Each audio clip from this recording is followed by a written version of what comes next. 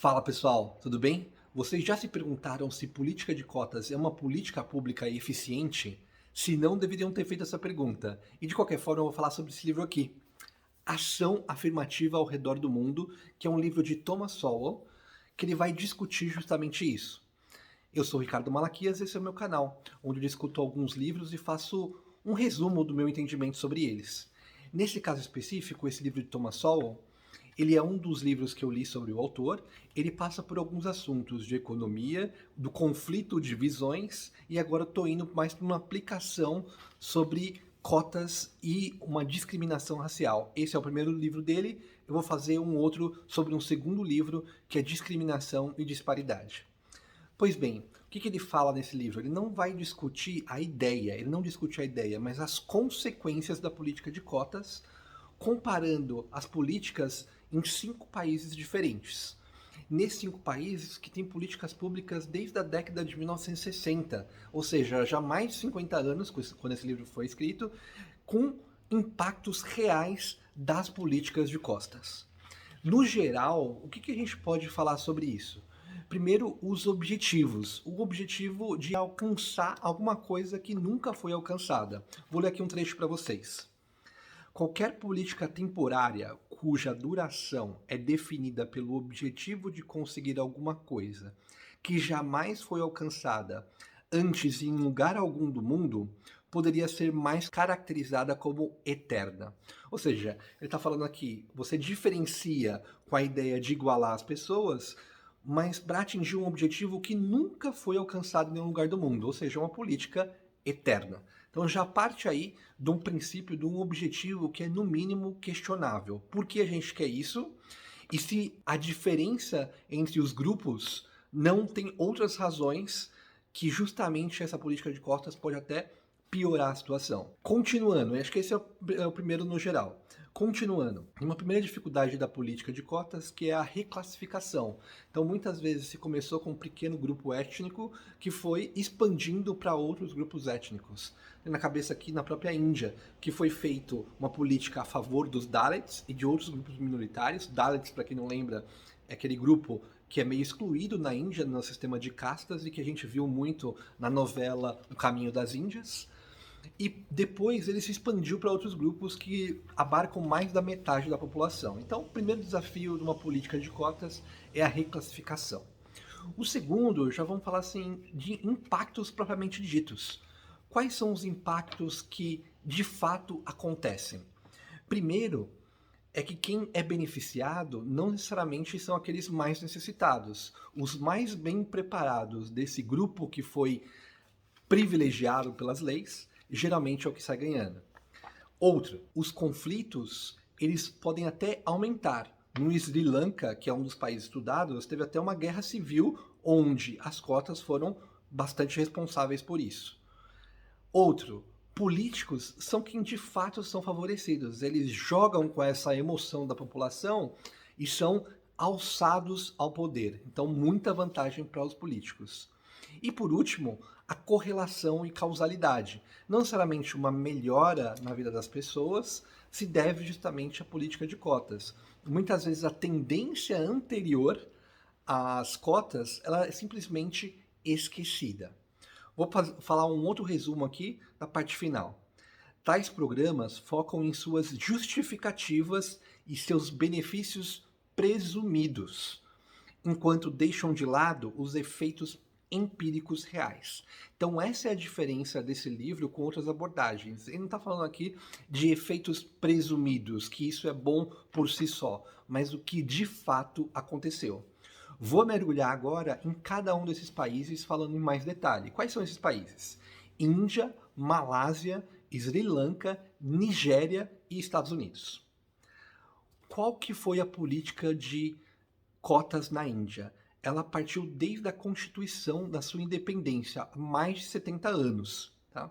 Como eu falei antes, ela privilegiou os Dalits e outros grupos minoritários, que inicialmente eram 24% da população, mas depois se expandiu para um grupo que representa mais de 50% da população hoje em dia. Tá? Quer dizer, incluir outras coisas. Primeiro problema, então, reclassificação. Outros problemas que aconteceram ali. Muitas vagas sequer foram preenchidas, uma certa reserva, seja do governo ou algumas escolas. Os subgrupos que foram de fato beneficiados foram subgrupos mais abastados, então mesmo dentre os Dalits, certamente tem aqueles mais abastados e menos abastados, quem é privilegiado são os mais abastados. E na prática, na Índia, eles fizeram cursos mais fáceis, demoraram mais tempo para fazer os cursos e houveram mais existências nas universidades. Gerou muito mais um ressentimento entre os diversos grupos, porque aquele tinha prioridade e a gente não tem prioridade. E algumas consequências práticas dentro de alguns estados, né, que ele faz uma avaliação. E aí eu não vou conseguir falar o nome aqui, mas enfim, dentro de um certo estado, algumas empresas sequer queriam ir para essa província ou esse estado, porque era muito violenta nessa discussão de cotas. Então a violência dominava. Não por coincidência, muitos desses grupos se diziam socialistas. Então essa violência ela impediu até o desenvolvimento da região. Então pode gostar ou pode não gostar de cota com seus benefícios presumidos. Mas na realidade, na Índia, não foi isso que aconteceu. O que aconteceu foram essas consequências que eu já comentei antes, além da violência e do ressentimento. Esse foi o caso da Índia, muito importante, que é uma política que já dura mais de 70 anos, ou seja, tem muito dado ali para ser coletado e analisado, e não ficar discutindo eu acho que. Vamos passar aqui para o segundo país, Malásia. Então ali na Malásia tem uma rixa entre os chineses e os locais, os malasianos locais, os chineses que vieram, claro, emigrados para trabalhar. E os chineses são uma minoria étnica, porém eles são mais ricos, ou eles eram mais ricos, e por isso existe uma política de cotas para favorecer a maioria malaia. E aqui é muito interessante, porque tem um caso muito emblemático aqui, porque a Malásia, ela abriu mão de Singapura, e Singapura também tinha esses mesmos desafios. Para que ela abriu mão?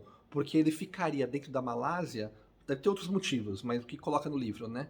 Na Malásia restaria uma maioria malaia que poderia suplantar essa etnia chinesa. Então fala assim, ó, tem um chinês ali na Singapura, vamos separar, vamos dar independência ali para Singapura e estamos tranquilos com isso.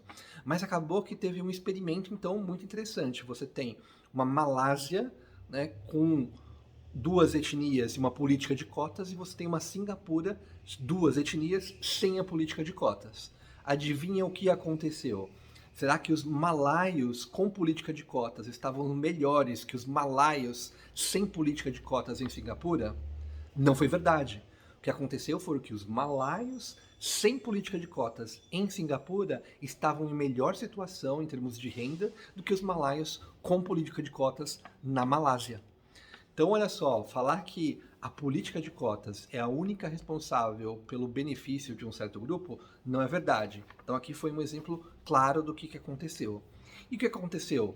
Como sempre, o esperado. Primeiro, quem foi beneficiado foram os malaios ricos. E até aqui tem um primeiro-ministro que tem a cara de pau de falar assim: olha, alguns ganharam, mas isso é bom, porque eles são um exemplo para aqueles pobres. Porque se só tivessem ricos chineses, aí sim, ou descendentes de chineses, aí sim não teria nenhuma esperança. Então, mesmo que só uma parcela pequena da população malaia nativa tenha sido beneficiada, isso o primeiro-ministro acredita que é bom. Muito longe da ideia do benefício presumido do que é uma cota. Tá bom? Outro exemplo aqui foi que a maior parte dos novos funcionários públicos, dos funcionários do governo, mais de 98%, foram malaios e não chineses. Então, o governo é muito fácil de fazer uma discriminação étnica, como aconteceu aqui. Lembrando que essas políticas de cotas também são relativamente antigas, desde 1969. E o que são cotas? Não são cotas apenas ao acesso à universidade, mas também privilégio em empréstimos, participação de empresas, cargos públicos e assim por diante. Então tem uma série de coisas que os malaios nativos são privilegiados. Então esse foi o segundo país. O terceiro país é o Sri Lanka. Então o que aconteceu no Sri Lanka, que fica uma ilha ali próxima à Índia, tá? Depois da independência, ninguém gostou das proporções que tinham universidades, profissões e negócios. Uma certa etnia, que era a etnia que estava mais ligada aos colonizadores britânicos, ela acabou sendo favorecida, apesar de, historicamente, ser prejudicada pela geografia que ela vivia. Mesmo assim, eles conseguiram aprender inglês, ficar próximos com os colonizadores e agora têm um benefício maior. Só que eles eram, de novo, uma minoria. Então não é uma minoria pleiteando cotas para si mesmo, é uma maioria querendo impor a sua vontade a uma minoria, porque essa minoria ela tem uma renda, basicamente uma renda melhor.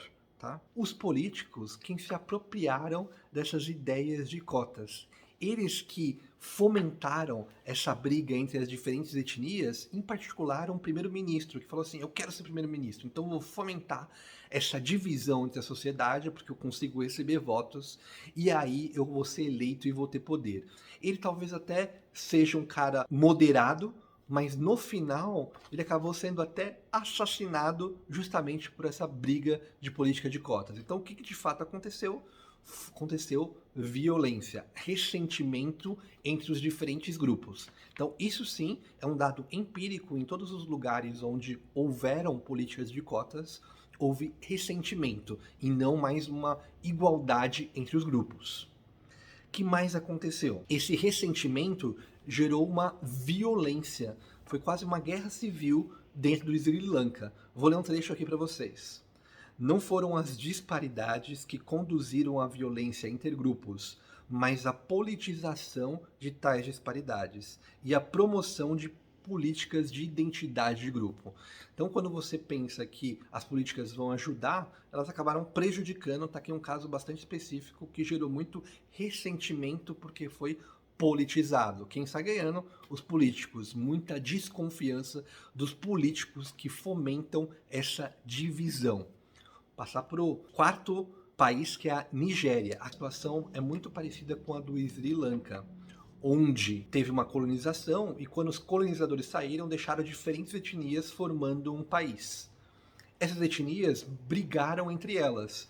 E uma minoria, que era uma etnia que estava mais próxima dos colonizadores, aprenderam inglês e tudo mais, elas acabaram sendo atacadas pelas outras etnias que não estavam próximas dos colonizadores. Eles entendiam que eles estavam sendo favorecidos, mas não era uma minoria contra uma maioria. De novo, uma maioria querendo política de cotas para favorecer.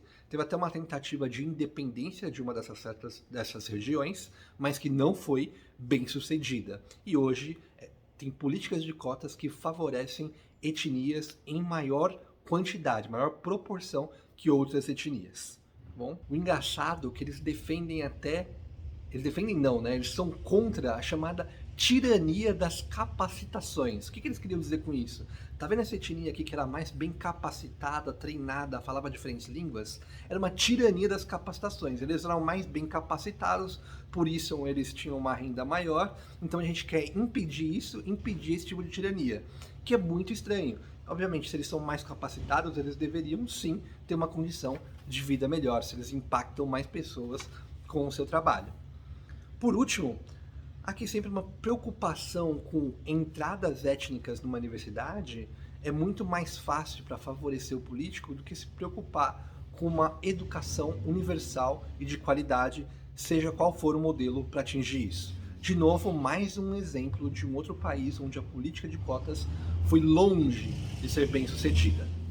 Por último, eu chego na cereja do bolo, sobretudo para Thomas Sowell, que é os Estados Unidos, onde teve políticas de cotas para negros especificamente. Então aqui a gente sai do mundo de etnias e aqui vem para o mundo de raças. E aqui, como é um tema bastante discutido, o primeiro ponto é cuidado com os dados analisados. Muitas vezes se esquece de qual era a tendência antes do marco do direito civil, que foi mais ou menos na década de 70, que se não estou enganado, onde se impediu qualquer tipo de discriminação. Antes mesmo dessa lei, a qualidade de vida da população negra dos Estados Unidos já estava melhorando. Depois, continuou a melhorar. Mas qual foi a intensidade em cada um desses momentos? Também não está claro. Então, muita atenção para dizer que a única razão por que a qualidade de vida dos negros melhorou foi o direito civil da década de 70, isso não parece ser verdade. Outro cuidado é que quem se beneficiou foram geralmente os mais ricos. De novo, não foi toda a população negra que se beneficiou igualmente.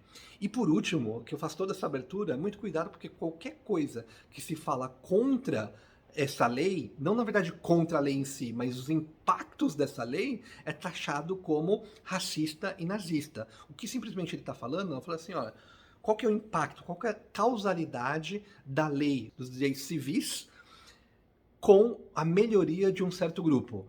Essa causalidade não necessariamente está muito clara. Pode ter outras forças, outras razões por que a melhora da qualidade de vida dos negros nos Estados Unidos, vide que mesmo antes dessa lei ser promulgada, a qualidade de vida deste grupo já vinha sendo melhorada. Sempre existiram metas desde 1970, com essa lógica de dívida histórica que não faz nenhum sentido, porque pessoas que não viveram uma certa época, que fizeram mal para outras pessoas, nenhuma delas mais vivem, agora precisam se pagar uma dívida histórica. Para mim, nunca fez, e muito menos agora, faz algum sentido. Outro, não ser a favor de política de cotas não significa não fazer nada. Ele aqui não dá umas respostas definitivas, mas fala algumas coisas que aconteceram, sobretudo a população negra e chinesa no início do século XX, que era tratada aí como um ralé, e olha só como melhoraram a qualidade de vida ao longo das décadas do início do século XX. Isso muito rapidamente. Por quê? Porque tinha um livre mercado. Então aqui é uma coisa que ele vê e fala assim, ó, ao invés de política de cotas, o que de fato aconteceu? O livre mercado melhorou a vida das pessoas ou não? Em princípio melhorou.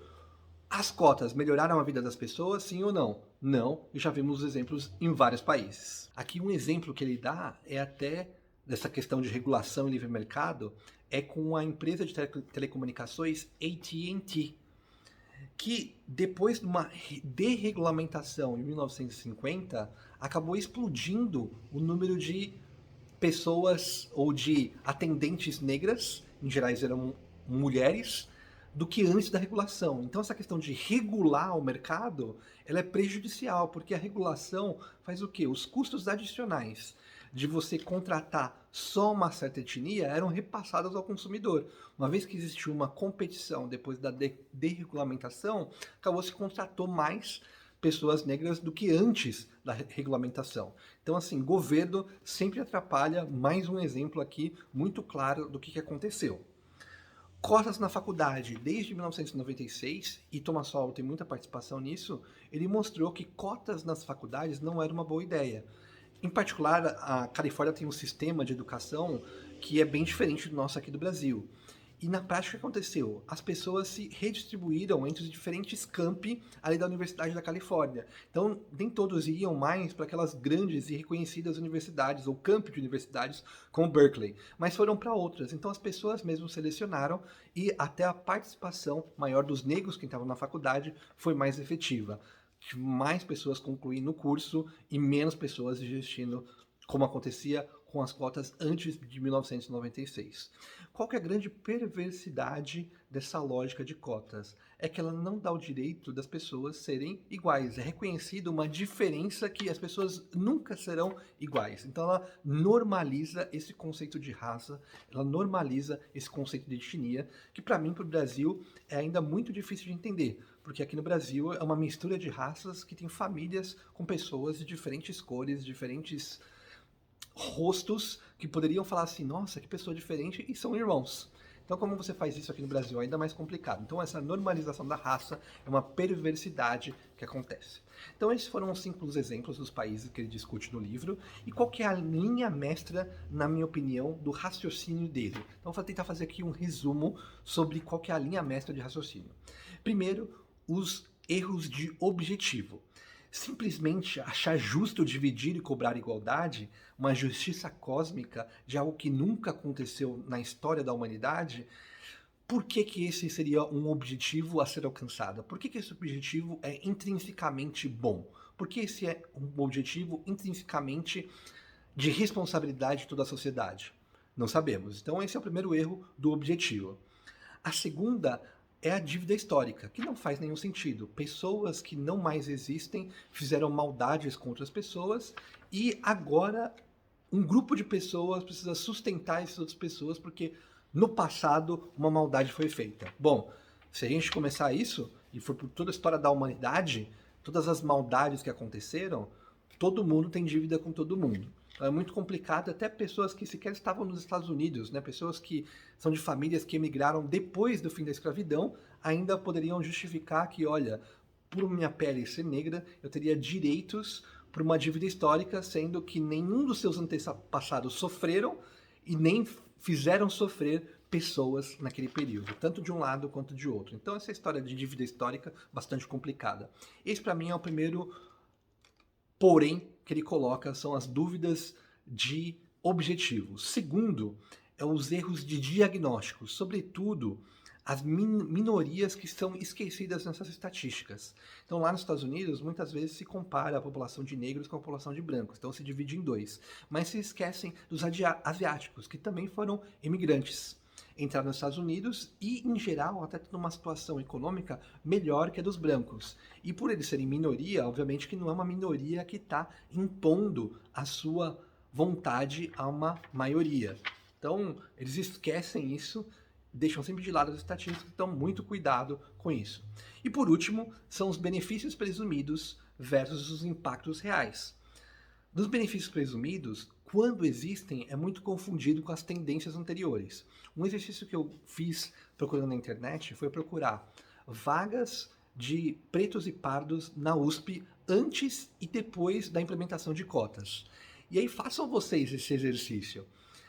A participação vinha aumentando muito antes da implementação de cotas, até muito mais do que a proporção do próprio estado de São Paulo, que é mais ou menos 33% das pessoas pretas e pardas. Depois da cota, isso continua aumentando, mas a tendência já vinha antes, então não existe esse efeito de causalidade. Outras coisas podem estar fazendo com que isso aconteça. Então esse é o benefício presumido, que quando existe é muito pouco e muito cuidado em analisar. Agora sim, existem as consequências empíricas, que eu já falei quais elas são. Primeiro, existe uma dificuldade de classificação, é a reclassificação. O que antes era uma política para pretos se tornou uma política para pretos e pardos. Depois, tem uma discussão de quem é beneficiado de fato por essas cotas, são a parcela do grupo que é mais bem de vida, ou seja, não ajuda todo o grupo igualmente. Aqueles pretos e pardos que eram muito pobres continuaram a seguir assim. Quem só conseguiu as vagas era aquele que já estavam quase preparados. Então será que isso é o que eram os objetivos dessa lei de cotas? Terceiro, quem se beneficia? Os políticos, porque eles jogam com esse sentimento de que as cotas são justas, essa justiça cósmica, e por isso eles são eleitos. Muito ceticismo contra esses políticos. Por último, causa ressentimento, e aqui o grande exemplo é o próprio Sri Lanka, que chegou a ter uma guerra civil por causa desse ressentimento entre as diferentes etnias. Chegando às conclusões, o quarto ponto eu já comentei, causa essa normalização da raça. Essa que é a linha mestra. Então, o fato de você colocar cotas, então você causa essa normalização, temos raças diferentes, quando a gente deveria estar perseguindo uma certa igualdade, ou pelo menos igualdade perante a lei. O que resolve? De novo, ele não tem uma resposta definitiva, mas o livre mercado parece ter resultados muito mais satisfatórios, e aqui ele pega o exemplo dos chineses e negros no início do século XX, como eles eram antes e depois na metade do século XX, por uma questão de livre mercado. Isso parece ter um efeito mais positivo, testado empiricamente, do que uma política de cotas. Então é um livro bastante polêmico, mas bastante objetivo. Ele foge de um benefício presumido e vai investigar o que de fato aconteceu, que é justamente o trabalho que ele faz no livro dele, Fatos e Falácias da Economia. Naquele livro, ele vai falar, olha, o que os políticos falam, o que os economistas falam e o que de fato acontece. Ele não está preocupado aqui se vai agradar ou não. Não atirem no mensageiro. O que acontece quando assim implanta políticas de cotas e por bastante tempo. Lembra que a Índia, desde a sua independência, ali nos anos 50, ela tem política de cotas na Constituição. Isso significa que essa população mais pobre, que visava ser atendida por essa política de cotas, melhorou na proporção que se dizia durante todo esse tempo? A resposta é não. Os efeitos aqui já foram discutidos. Reclassificação, uma parcela mais bem posicionada, favorecimento de políticos e ressentimento. Essas são as coisas que acontecem quando se implementa política de cotas. Quer você goste ou quer você não goste. Então, essa é uma abordagem totalmente diferente do que a gente tem visto aí, que é uma simples defesa. Eu tenho razão versus você tem razão. Quando a gente deveria estar gastando energia para medir os resultados dessas políticas de cotas. Bastante polêmico, porém bastante necessário. Fico por aqui. Espero que tenham gostado. Deixe comentários para a gente discutir um pouco mais sobre o livro e sobre as minhas percepções. Se gostou, deixe o like, compartilhe e até mais.